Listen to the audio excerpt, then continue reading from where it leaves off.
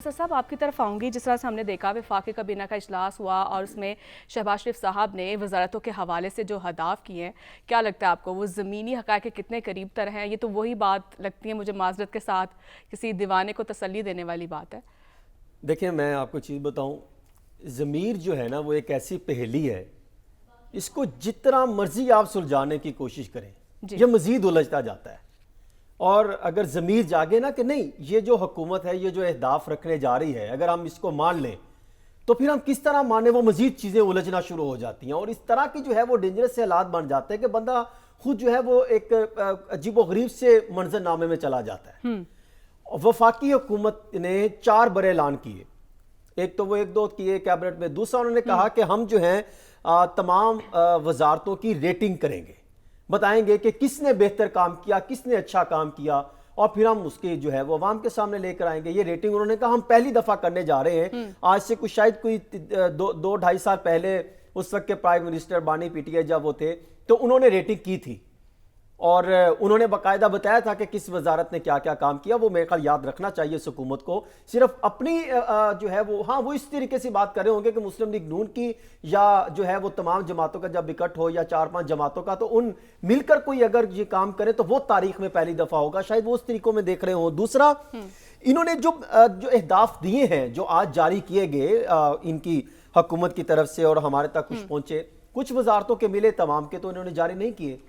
और उनका भी देख के ऐसे लगता है कि एफए की किसी किताब से, मुआशरती अलूम से, किसी ने कोई साइंस की, किसी ने उठू के वो कुछ चंद एक पैराग्राफ, वैसे ही चंद एक सतरें जो हैं वो इन अहदाफ में शामिल कर दी हों। कहीं पर कुछ नहीं लगता कि जो वजारत है उसने क्या ये टास्क दी है, ये कैसे लेकर आएंगे, कोई चीज नहीं है।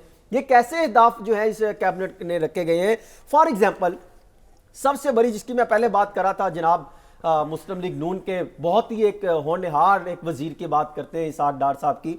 इसहाक डार साहब ने जो अपने चंद एक नकाद रखे हैं उसमें उन्होंने कहीं पर यह नहीं किया कि सरमायाकारी कितनी लेकर आएंगे जी। इन्होंने तजारती बात की है कि हम सरमायाकारी पर फोकस करेंगे, तजारती सफारतकारी को तरजीह है, कितनी सरमायाकारी लेकर आएंगे, उसका प्लान क्या होगा, उसका कोई इन्होंने मेंशन नहीं किया। फिर G20 की ये अक्सर बातें करते थे, अगर हमने जो 13 से 17 में काम कर दिया था, हम G20 तक पहुंच जाना था। अभी वो वजीर खारजा हैं, उसके हवाले से कुछ मालूमात देते। फिर अफगानिस्तान की ये बात कर रहे हैं कि वहां पर हम जो है तरक्की में सरमायाकारी करना शामिल है। ये तो पहले भी बाद हुकूमतें जो हैं वो उनको सपोर्ट करती रही हैं। यहां पे ये बताते कि ये अफगानिस्तान में किस तरह की सरमायाकारी करना चाहते हैं उसका बताते, उसका नहीं बताया। फिर जो है इन्होंने कुछ जो है ज्यादातर इनका जो पैराग्राफ पढ़ के ऐसे लगता है कि इन्होंने अफगान तालिबान पर कोई बात नहीं की कि, और फिर दीगर ममालिक के साथ राब्ते क्या होंगे उस पर कोई बात नहीं की। इन्होंने मखसूस से चंद एक जो है होम्योपैथिक से जुमले तमाम लोग अहदाफ डाले हुए हैं, कहीं पर नहीं डाला कि स्ट्रेटेजी क्या होगी, जियोपॉलिटिक्स क्या। अच्छा फिर आगे चंद एक मैं आपको और बता दूं, एक 10 सेकंड दें। कमाल की है वजीर दिफा ख्वाजा आसिफ साहब ने जो जुमले लिखे हैं, बहुत अच्छा लिखा है। अहदाफ एक भी नहीं है कि उन्होंने करना क्या है। आगे आपको मैं बताऊं, आईटी में कुछ उन्होंने चीजें लिखी हैं कि हम ये काम करेंगे।